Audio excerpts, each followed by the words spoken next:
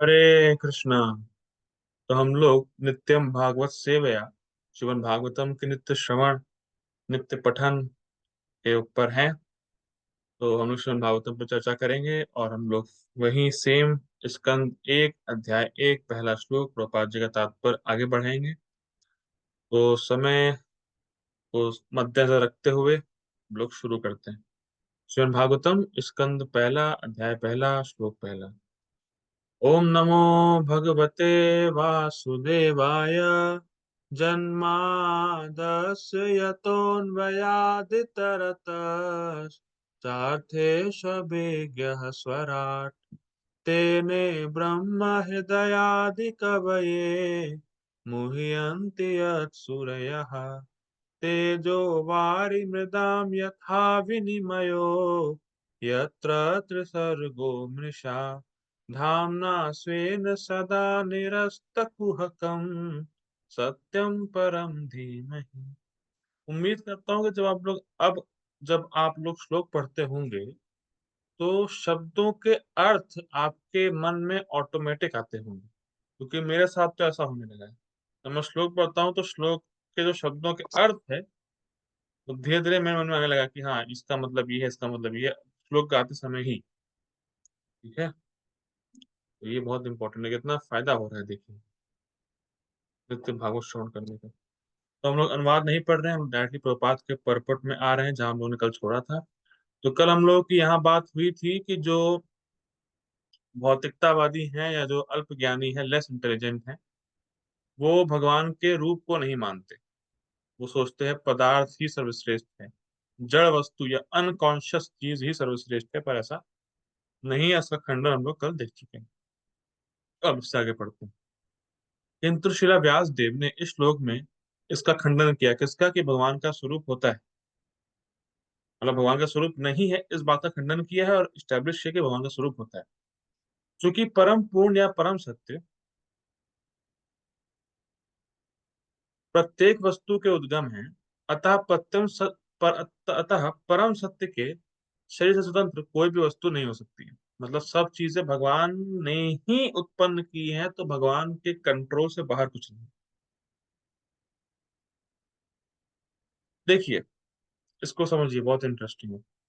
Fully independent या स्वराट जो श्लोक आया है, जो शब्द आया है श्लोक में, उसका मीनिंग ये है, ऐसा व्यक्ति जिसके कंट्रोल में सब कुछ है पर वो किसी के कंट्रोल में नहीं है, उसको बोलते हैं स्वराट। परम स्वतंत्र, हर वस्तु से कंट्रोल में है पर उसके ऊपर या उसको कंट्रोल करने वाला कोई नहीं है, इसको बोलते हैं हम परम ईश्वर। ये परम ईश्वर या परम सत्य की व्याख्या है। आप बोल सकते हो कि हाँ, मेरे कंट्रोल में तो बहुत चीजें हैं, लेकिन फिर भी आप भी तो किसी कंट्रोल में हो। देखिए, आपके कंट्रोल में सारी चीजें नहीं है, फर्स्ट पॉइंट। और दूसरी बात, आप भी किसी कंट्रोल में हैं, तो आप परम सत्य या परम स्वतंत्र नहीं हो सकते, या फुल्ली इंडिपेंडेंट नहीं हो सकते। ठीक है। अरे आप उसको छोड़ो ना, मान लो आप किसी घर में रहते हो, रेंट वगैरह पे, और कहीं कुछ हो जाता है तो ओनर पकड़ लेता है, बार बार ओनर परेशान करता है, ये नहीं किया, वो नहीं किया, ये नहीं किया, वो नहीं किया। आप कह दो, अरे मैं तो रेंट देता हूँ, मैं तो इस घर में कुछ भी करूंगा। पर नहीं, आप कंट्रोल में हो, ओनर कोई और है। जो ओनर है उससे कंट्रोल में पूरा घर रहेगा, और उसको इस घर के रेफरेंस में कंट्रोल करने वाला कोई नहीं होगा। लेकिन और लोग, लेकिन जो सरकार है वो उसको कंट्रोल करेगी। तो बेसिकली इस जगत में या संसार में ऐसा कोई नहीं है जिसका जो किसी को कंट्रोल ना करे। हर व्यक्ति एक दूसरे के कंट्रोल में है, कंट्रोल कर रहा है। तो आप ये कभी कह ही नहीं सकते I am free. You are not free. अगर आप बोलते हो आई एम फ्री, तो जिस देश में हो उसकी सरकार आपको कंट्रोल में ला रही है, तो आप कहाँ फ्री हो। वुमेन लिबरेशन या जो भी चीजें आजकल चलती है, सब कुछ सब फर्जी है। कोई लिबरेशन लिबरेशन नहीं है। लिबरेशन तब है जब आप कृष्ण को सरेंडर हो जाओगे। प्रभुपाद बोलते थे, असली freedom, the real freedom is to depend on Krishna. ये रियल फ्रीडम है। अगर आप चाहते हो रियल फ्रीडम और कृष्णा को इंक्लूड नहीं कर रहे हो, तो मतलब आप जानते नहीं हो कॉन्सेप्ट फ्रीडम को। ठीक है, आगे पढ़ते हैं। देह के साथ जो कुछ घटित होता है वह देही को तुरंत ज्ञात हो जाता है। जो स्पष्ट है, अगर आपके शरीर में कोई दिक्कत होगी तो देही आत्मा है उसको सेंस कर लेगी। देखिए, देहिनो अस्मिन यथा देहे कौमारम यौवनम जरा तथा देहांतर प्राप्ति धीरज तत्र न मुह्यति। देह और देही, देही जो है वो देह में रहता है, तो जो आत्मा है, जो हम सब देही हैं। तो हम सब इस शरीर में फंसे पड़े हैं। तो आज जब भी इस शरीर को कुछ होता है तो आत्मा एक्सपीरियंस करती है, पर आत्मा को कुछ नहीं होता। तो फिर रिपीट कर रहा हूँ। मान लीजिए जैसे मान लीजिए मेरा बाल किसी ने ऐसे खींचा, तो दर्द होगा मुझे, पर दर्द अनुभव आत्मा करेगा, और आत्मा को कुछ नहीं हुआ। और वो भी अनुभव अनुभव क्यों कर रहा है? क्योंकि आत्मा की आइडेंटिफिकेशन शरीर में लगी हुई है, इसलिए अनुभव कर रहा है। फिर रिपीट कर रहा हूँ, बहुत थोड़ा टेक्निकल कॉन्सेप्ट है। देखिए, आत्मा जो होती है उसको कॉन्शियसनेस पूरे बॉडी में स्प्रेड रहता है। ये न सर्वम इदम ततम, तो हर जगह पूरे शरीर में आत्मा की कॉन्शियसनेस फैली हुई है। और आत्मा की कॉन्शियसनेस जो होती है वो मन से पास होती है। सपोज ऐसे बताओ, जैसे मान लीजिए कोई आप ना लाइट पॉलिथीन लीजिए और ऐसे टॉर्च रखिए, तो ना लाइट जो है उस तरफ पार हो जाएगी। तो वैसे ही आत्मा की कॉन्शियसनेस ना मन के थ्रू स्प्रेड होती है, पूरी बॉडी में रहती है। तो जैसे ही मन को कुछ अनकंफर्टेबल लगता है तो उसका एक्सपीरियंस आत्मा करती है, बिकॉज आत्मा की कॉन्शियसनेस मन में लगी हुई है। लेकिन वही आत्मा की कॉन्शियसनेस भगवान की तरफ मुड़ जाएगी तो शरीर में कुछ भी होगा तो आत्मा को फर्क नहीं पड़ेगा। जैसे अगर मान लीजिए इस टी शर्ट फट जाए तो मुझे कोई फर्क नहीं पड़ेगा। आत्मा अनुभव करती है बिकॉज आत्मा के आइडेंटिफिकेशन देह में लगी हुई है। ये कॉन्सेप्ट। तो वो बात बोल रहे हैं कि अगर देह को कुछ होता है, हमें कुछ होता है, हमें मतलब शरीर को, तो आत्मा को ज्ञात होता है, कुछ सेंस होता है उसको।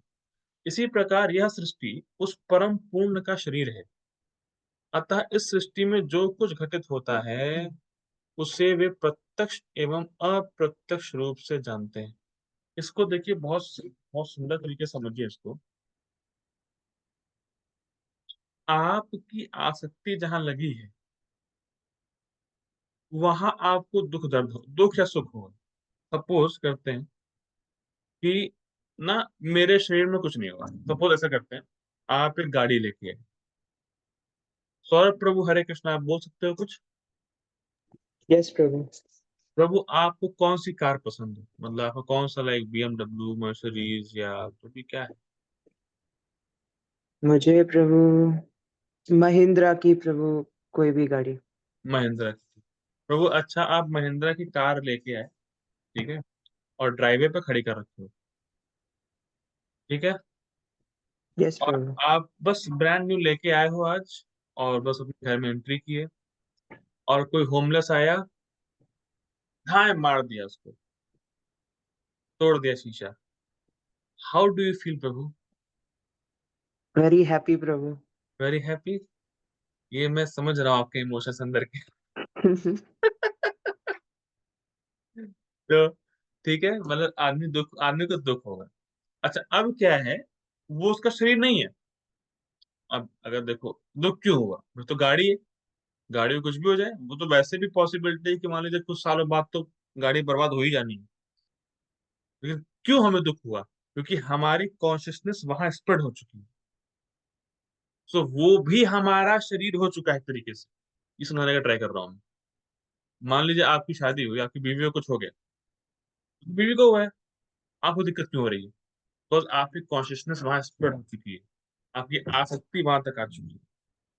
उसी प्रकार से भगवान की कॉन्शियसनेस इस पूरे जगत में स्प्रेड है, इसलिए भगवान सबको जानते हैं। आप समझ रहे हैं? थोड़ा सा टेक्निकल कॉन्सेप्ट है। भगवान का कॉन्शियसनेस, या कह सकते हो भगवान ही अपने परमात्मा के रूप में हर जगह एक्सपैंड है यहाँ पे। तो इस जगत में जो कुछ होता है सब जानते हैं, सिंपल है, समझिए। श्रुति मंत्र में ये भी कहा गया है कि परम पूर्ण या ब्रह्म समस्त वस्तुओं का चरम उद्गम है। बाबा एक बात रिपीट हो रही है। प्रत्येक वस्तु उन्हीं से उद्भूत है, उनके ही द्वारा पालित है और अंत में उन्हीं में प्रवेश कर जाती है, सब जानते हैं। अब मैं थोड़ा फास्ट करता हूँ बिकॉज ये ना मेरा बहुत खिंच जाएगा, फर्क बहुत लंबा, बहुत मतलब लाइक काफी दिन हो जाएगा। और यह प्रकृति का नियम है। स्मृति मंत्र में इसी की पुष्टि की गई है। यह कहा गया है कि ब्रह्मा के कल्प के प्रारंभ में जिस उद्गम से सारी वस्तुएं उद्भूत होती हैं, अंततः जिस आगार में प्रवेश करती हैं, वह परम सत्य या ब्रह्म, मतलब ब्रह्मा जी के दिन, कल्प ब्रह्मा जी जब उठते हैं सुबह सुबह, क्रिएशन फिर से होती है, ब्रह्मा जी सोते हैं तो क्रिएशन फिर से एनालाइट हो जाती है। ठीक है। भौतिक विज्ञानी यह मानकर चलते हैं कि ग्रह मंडल का उद्गम सूर्य है, किंतु वे सूर्य का उद्गम नहीं बता पाते। डू यू नो, ऐसा साइंटिस्ट कहते हैं कि जितने भी प्लैनेट्स हैं वो सन के द्वारा मेंटेन हो रहे हैं। ऐसा आपने कभी सुना है? अपूर प्रभु जी, आप थोड़ा सा लाइट डालिए। आप, क्योंकि आप थोड़ा सा फिजिक्स वगैरह पढ़ते हैं, तो ऐसा क्या बोलते हैं वो लोग?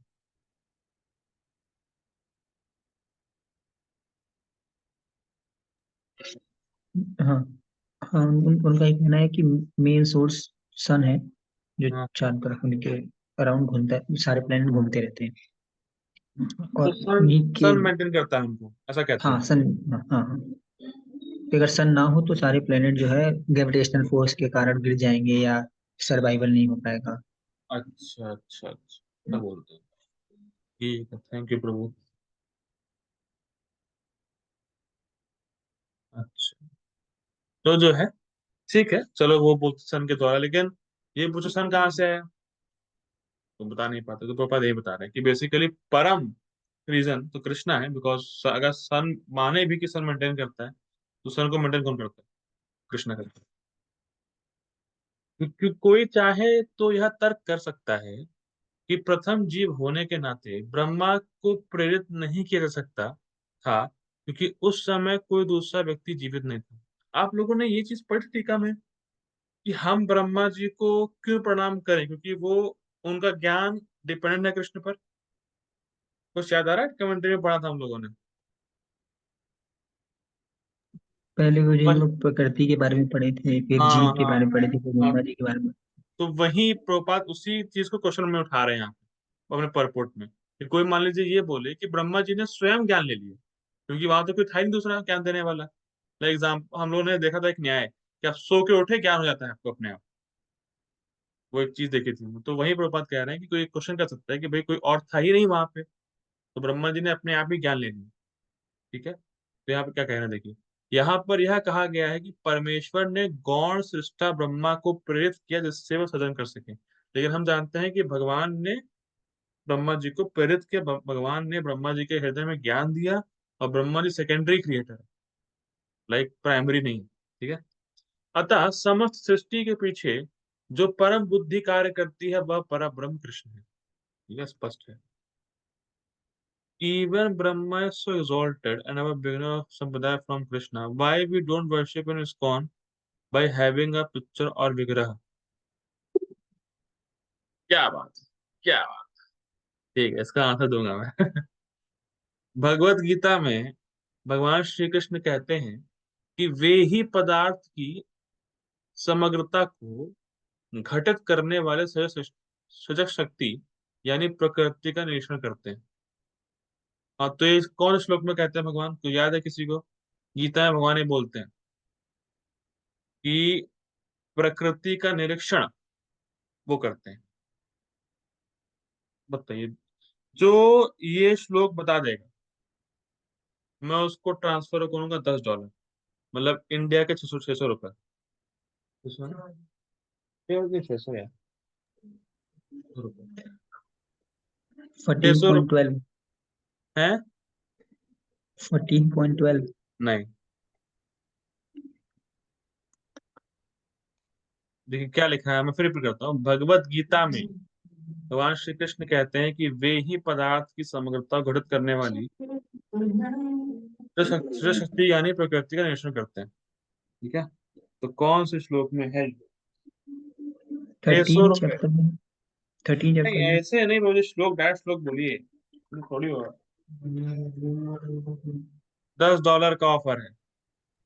माया चीटिंग ध्यक्षेण अलाउड। प्रभु, हम्म। माया ध्यक्षेण। क्या बात। मया दक्षिण प्रकृति स्वचराचरम हेतु नाने न कौन्तेय जगत भी परिवर्तते। वाह प्रभु, मैंने आपको $10 ट्रांसफर कर दिया अपने मानसिक रूप से। जाने। जय। वाह प्रभु वाह, मजा आ गया प्रभु, आप तो यार स्कॉलर हो गए बिल्कुल। ठीक है, यही यही ठीक है। मया अध्यक्षेण, मया मेरे अध्यक्षता में, निरीक्षण में काम करती, ये श्लोक जो है भगवान बोलते हैं। अतएव श्री व्यास देव ब्रह्मा की नहीं अपितु परमेश्वर की पूजा। देखिए, अब देखिए आपका जो क्वेश्चन है ना कि ब्रह्मा जी की हम पूजा क्यों नहीं करते हैं, देखिए, अतएव श्री व्यास देव ब्रह्मा की नहीं अपितु परमेश्वर की पूजा करते हैं जो सृष्टि कार्यों में ब्रह्मा का मार्गदर्शन करने वाले हैं। इस श्लोक में अभिज्ञ तथा स्वराट शब्द महत्वपूर्ण है। ये दो शब्द परमेश्वर और अन्य सभी जीवों में अंतर बताते हैं। ये भी टीका में आया था कि जीव की हम पूजा क्यों नहीं करें, क्योंकि जीव और कृष्णा में क्या अंतर है, भी आया था। ठीक है, स्वराट मतलब भगवान फुल्ली इंडिपेंडेंट है जो जीव नहीं हो सकता, और अभिज्ञ मतलब भगवान के पास सेल्फ नॉलेज है, उनके पास सारा ज्ञान खुद से है। जैसे सन के पास रोशनी खुद की होती है, कोई से लेता नहीं, ऐसा। ठीक है, ठीक है। दूसरा, कोई भी जीव अभिज्ञ अथवा स्वराट नहीं है, अर्थात कोई भी जीव ना तो पूरी तरह जानता है, ना ही पूर्ण रूप से स्वतंत्र है। हम पढ़ चुके हैं, हम जानते हैं ये बात। यहाँ तक कि सृष्टि करने के लिए ब्रह्मा को भी परमेश्वर का ध्यान करना होता है। तो फिर आइंस्टाइन जैसे महान वैज्ञानिकों के विषय में क्या कहा जा सकता है? जब ब्रह्मा जी को ज्ञान लेना पड़ रहा है कृष्ण से, तो ये जो कीड़े मकोड़े हैं आइंस्टीन और ये पता नहीं कौन कौन साइंटिस्ट निकल आए हैं, भाई कितने कितने मतलब क्या कह सकते हैं, बेईमान हैं, गधे हैं, चोर हैं, कि सारा सब कुछ कृष्ण का लिया और बोल दिया मेरा है। चोरी नहीं तो क्या है बताइए। मैंने अभी दूसरे का सामान यूज किया, तो कम से कम ये तो बोल दो कि दूसरे का है। भगवान ये नहीं बोलते कि मेरा सामान यूज मत करो। भगवान तो सूर्य की रोशनी दिए हैं, हम लोग कितने सालों से उसको यूज कर रहे हैं, कोई बिल नहीं दे रहे हैं। यहाँ तो लाइट का बिल देना पड़ता है, यूटिलिटीज। $50, $75 यहाँ देना पड़ता है। भगवान तो देखिए क्या क्या यूटिलिटीज दे रखे हैं, सन दे रखे हैं, हवा दे रखे हैं, सब। हम लोग कभी कुछ ना बिल देते हैं ना भगवान बिल मांगते हैं। तो कम से कम यही बोल दो भाई कि चलो भगवान की चीजें यूज कर रहे हैं। भगवान है ही नहीं, आप यूज उनकी चीजें कर रहे हो, बोल रहे हो वो है ही नहीं। बहुत चोर है, साइंटिस्ट सब चोर है, सब के सब साइंटिस्ट चोर है, बस सिंपल। ठीक है, ऐसे वैज्ञानिकों का मस्तिष्क निश्चित रूप से किसी मनुष्य की उपज नहीं है। मतलब जो साइंटिस्ट का जो ब्रेन है, जो थॉट प्रोसेस है, वो किसी इंसान ने नहीं बनाया है, भगवान ने बनाया है। जैसे पता नहीं, ये भी तो ना कोई, तो बहुत पहले मैंने किसी वीडियो सुना था कि कोई साइंटिस्ट था, उसने बोला गॉड इज डेड। मतलब ऐसा कुछ तो कोट आया था। वो साइंटिस्ट साइंटिस्ट ने बोला गॉड इज डेड, साइंटिस्ट। फिर जब वो मर गया तो मतलब साइंटिस्ट इज डेड, गॉड। मतलब साइंटिस्ट बोल रहा है भगवान मर गए, भगवान का स्टेटमेंट आया नहीं, वो साइंटिस्ट मर गया, ऐसा कुछ तो आया था। तो अभी क्या है ना, जैसे अगर कई बार लोग ऐसा बोलते हैं कि लाइक न्यूटन ने इतना कंट्रीब्यूशन दिया या और भी लोगों ने इतना कंट्रीब्यूशन दिया, तो ये क्वेश्चन बनता है कि अगर आप इतना ही पसंद करते हो न्यूटन को या अन्य साइंटिस्ट को, तो अगर आप भगवान को नहीं मानते, तो क्यों आप एक दूसरा न्यूटन खड़ा नहीं कर देते? आप न्यूटन जैसा ब्रेन अपने लैब में बनाओ और किसी आदमी को खड़ा कर दो, दूसरे न्यूटन को। आप समझ रहे हो? उतना ही बुद्धिमान व्यक्ति आप खड़ा कर दो अपने लैब में, तो आप मान जाए कि भगवान नहीं है भाई, ये वो आप कर नहीं पाओगे, और भगवान को मानोगे भी नहीं, तो ये तो धोखा है ना। जब कोई विज्ञानी ऐसा मस्तिष्क नहीं बना सकता, तो फिर उन मूर्ख नास्तिकों का क्या कहना जो भगवान की सत्ता को चुनौती देते हैं। जी मैं बता रहा था, यहाँ तक कि मायावादी निर्विशेषवादी जो अपने को भगवान से एकाकार होने की ढींग डींग मारते हैं रहते हैं, ना तो अभिज्ञ है ना सौराट। मतलब जीव कभी भी कृष्ण में जाके मिल नहीं सकता, और जीव कभी भी कृष्ण हो नहीं सकता। ठीक है। ऐसे निर्विशेषवादी भगवान का तदात्मय प्राप्त करने के लिए ज्ञान अर्जन हेतु कठिन तपस्या करते हैं। ओके, इसमें हरे कृष्ण सौरभ प्रभु, नहीं चलो आपसे नहीं पूछूंगा, आप चलो अभी पूछ चुका हूँ। हरे कृष्ण अबू प्रभु जी। हरे कृष्ण। प्रभु जी, आपने कभी, अभी आप पुरुष शरीर में हैं, तो क्या आपने कभी लड़की बनने का ट्राई किया? नहीं। क्या आप लड़की बनने का ट्राई करना चाहते हैं? ऐसी कोई इच्छा नहीं है हमारी। ऐसा मान लीजिए मैं आपको बहुत रुपए दूं और बोलूं कि आप लड़की बनने का ट्राई करो, तो क्या आप लड़की बन पाएंगे? हम्म, जैसे अभी क्या, अभी कौन रेसलर था ना, वो रेसलर उसने लड़की बना बैठा था, वो क्या नाम था उसका, वो भूल गए। वो वर्ल्ड ओलंपिक में हुआ था। ओलंपिक में वो भाग लिया था था उसने। लड़का, लड़की में लेकिन घुसा लड़की। और हम्म, हरा दिया उसको, उसने बोला लड़का है ये, ऐसा कुछ ना।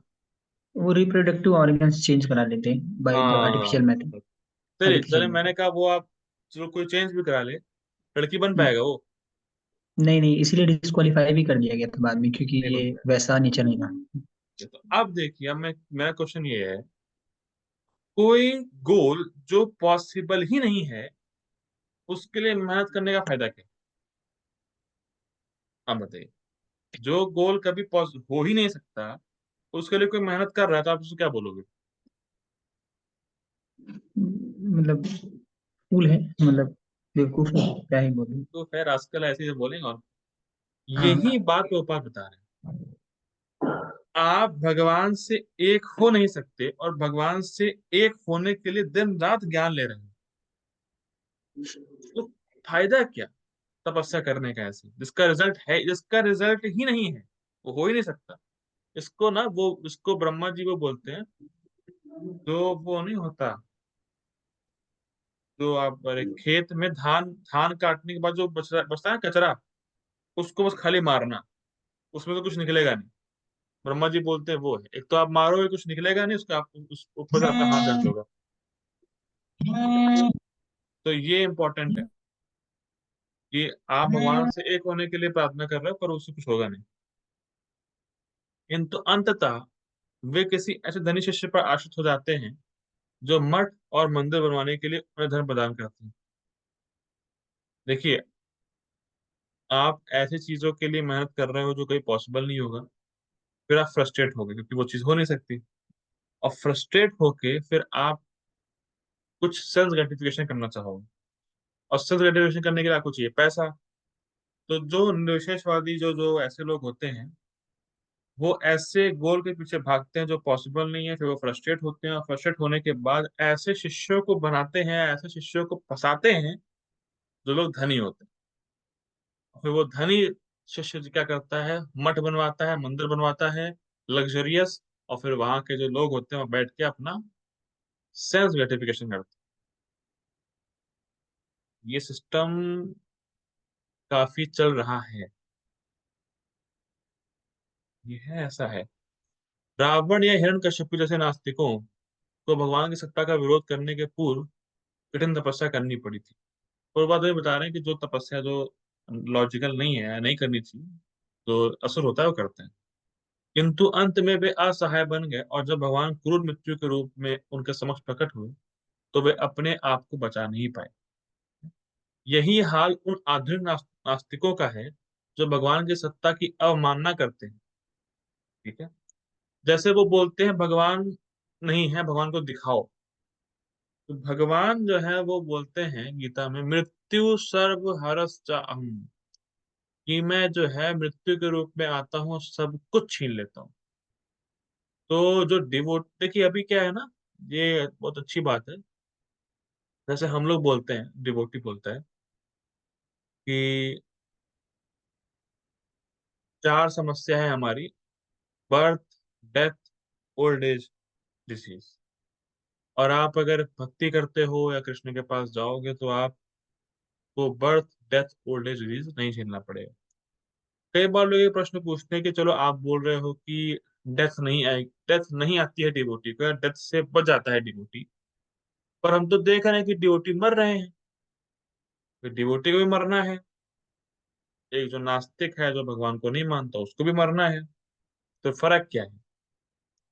तो फर्क जो है वो बताते हैं आचार्य लोग, शास्त्रों में आता है कि जो एक बिल्ली होती है, बिल्ली अपने बच्चे को मुंह से पकड़ती है, और बिल्ली चूहे को भी मुंह से पकड़ती है। लेकिन जब बिल्ली अपने बच्चे को मुंह से पकड़ती है तो बच्चे को आनंद आता है कि मेरी माँ ने पकड़ा है।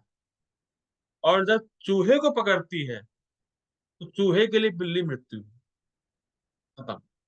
तो जो नॉन डिवोटी होता है, जो नास्तिक होता है, उसके लिए भगवान मृत्यु के रूप में आते हैं, भयंकर, सब छीनने वाले। और जब डिवोटी जब मरता है, जब डिवोटी शरीर छोड़ रहा होता है, तो मस्त स्माइल करते हुए कृष्ण को देखते हुए कृष्ण के पास। तो मरते दोनों हैं, पर कृष्ण कैसे आते हैं उस व्यक्ति के पास, वो डिपेंड करता है। अगर आप नास्तिक हो, भगवान को नहीं मानते, पाप करते हो, भगवान आएंगे ऐसे घोर रूप में, आपको फाड़ देंगे, चले जाएंगे, जैसे हिरण्यकश्यपु। और डिवोटी हो तो मस्त अपना आएंगे। जैसे बिलावर मंगल ठाकुर की, जो हम लोग देखते हैं नहीं, वो कौन सा एक वीडियो है बिलावर मंगल ठाकुर का, मस्त आए, गले लगे और डिवोटी को प्रणाम किए। लेकिन जब भगवान आते हैं डिवोटी को लेने के लिए, डिवोटी ने शरीर छोड़ा, तो डिवोटी के शरीर के को प्रणाम करके उनको पैर छूते हैं भगवान, कि वाह, इसने कितनी मेरी भक्ति करी, कितना प्रेम किया मुझे इसने, और फिर वो इसको लेके चले जाते हैं। ऐसे अभी मैं एयरपोर्ट गया था 2 3 दिन पहले, 2 दिन पहले गया था, तो किसी को लेने गया था।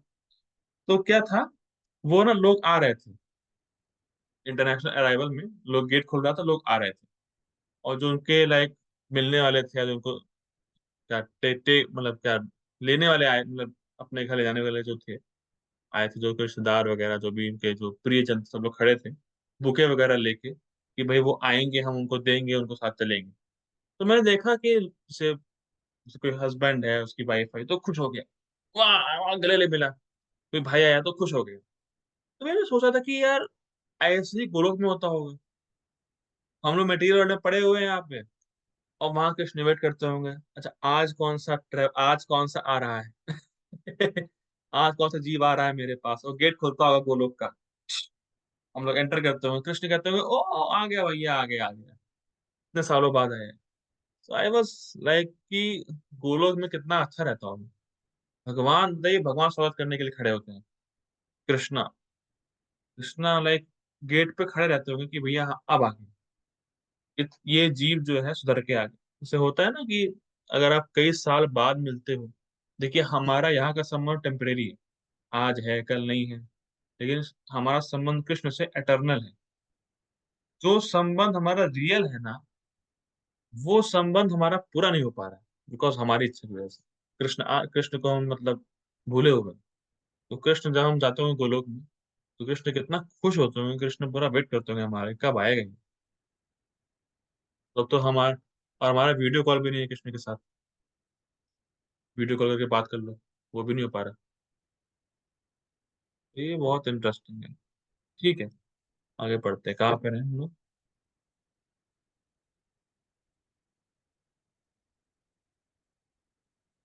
हाँ, यही हाल। हाँ, ऐसे नास्तिकों को वैसा ही दंड मिलेगा, क्योंकि इतिहास की पुनरावृत्ति होती है, मतलब हिस्ट्री रिपीट इटसेल्फ। जैसे पहले असुरों को दंड मिला है, वैसे ही अभी भी मिलेगा।